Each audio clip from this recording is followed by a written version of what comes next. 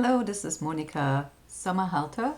In this video, we'll be looking at adenylate kinase, and I'll show you how to use that iCn3D viewer, so iCn3D, to make an overlay between the two conformations of adenylate kinase. So one of the structures of adenylate kinase that's available has the protein data bank ID 1A key KE, so 1A key, and we can load the asymmetric unit, all chains, or the biological unit. If we load all chains, then you can get more than one version of the molecule, more than one copy, because that's the way the protein crystallized. For our discussion, we only need one of the two, so I can make one disappear by selecting maybe B and then hiding it. The chemical compound remains. This is a version of a nucleotide where you have two bases, which is adenine on both ends, and the adenine is linked to a ribose and then 5 phosphate groups. This artificial molecule here is a stand-in for what adenylate kinase typically would bind, which is either 2 ADP molecules, which are then turned into ATP and AMP, or if it works in reverse, you can shuffle one ATP and one AMP back into 2 ADP molecules, whatever the cell needs the most. So you could reshuffle what type of adenylate you have, either 2 phosphates or 3 phosphates and 1 phosphate. To trap the molecule that does these conversions into a form where we can get some insights into how the molecule folds or how the protein folds in the presence, the crystallographers use this artificial substrate with these 5 phosphates linking the 2 adenosine molecules. So I'll get rid of this other version. I'm just going to select on the 3-dimensional level, and I will click on a chain, and then I have to click, or while I click, I have to press the Alt button. So on my keyboard, pressing Alt, then clicking on this artificial molecule, I only selected the one on the side, and under View, I'll hide the selection. And zooming in on the monomer,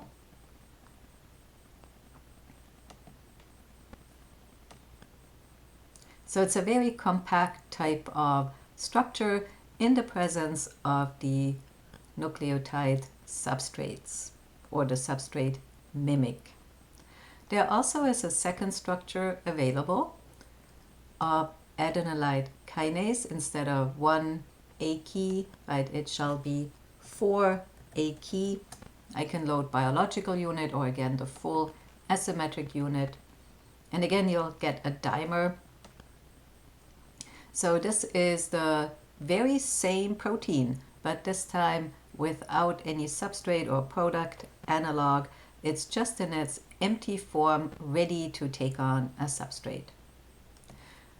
I'll delete the second molecule, the B1, from View, so hiding its selection, so that we can focus on the open form without any nucleotide. In order to make a comparison, right, we are now trying to figure out what parts of the molecule move so that you get from this open form with the PDB ID 4AKE to the one where you have where you have a very close type of structure, we will make an overlay. For example, you can go to File and then press Align, and you can align a structure to a structure. Here are two example PDBs, but I'm going to select the 4-AKE and the 1-AKE, and I'll just match the molecules one on top of the other. This view again is a little bit crowded because, as you saw before, there are more than one copy of the molecule present. So I'm going to use that select feature again, select on 3D, selecting chains. I'm going to press Alt and then click. So keeping the Alt button pressed, clicking on a molecule, and then under View, hiding the selection. And to clean up, I think that was already all I need to clean up. So I'm left with an overlay between 4-AKE and 1-AKE. The VAST Plus is a data bank that, or a feature of the data bank that does these structural alignments. Everything in red is in perfect three-dimensional agreement and also has the same sequence because we're dealing with the same protein. You might have noticed that on the side there is a new window that says Select Residues in Aligned Sequences. That can come in very handy because you can see the secondary structure elements of both structures, the one with the 4-AKE and the one with the 1, and you can see the one-letter code of the amino acids in the primary sequence. Both start with M-methionine. If I scroll through, you start to see a gray area. The gray area with the lowercase letters, again, this is one amino acid letter code. What I marked in yellow is unique to one of the forms of the protein where the other structure does not agree in three-dimensional space. So if I were to select the second structure down here, then you can see how this part of the structure definitely shifts and changes as the substrate and product analog binds. I'm having to say substrate and product analog because adenylate kinase can work in both ways, from ADP to ATP and AMP and in reverse. There are other parts of the structure where you have agreement, right, where there's no structural change. And you could, with this alignment, really figure out which parts of the molecule change, and some changes even involve a change in whether you do have a secondary structure element, like these beta strands in one form, and that's the one with the 4. I believe that's the one that is actually open. Another thing is quite handy, and that's this alternate key. So the alternate, you just press the letter A on your keyboard, and you could also press.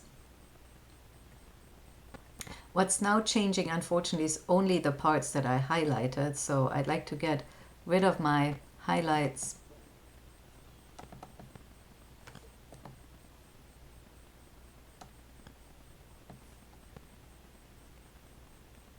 Maybe select all.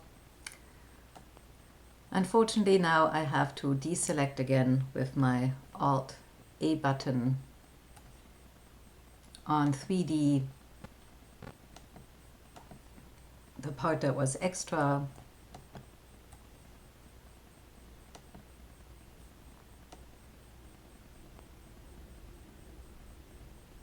But now we should be able, by just pressing on the alternate key or on this feature itself, on the button, right, to see the two structures. It's the same protein one time with and the other time without the substrate analog bound. So toggling back and forth, you can see how the structure opens and closes because of the presence of the substrate.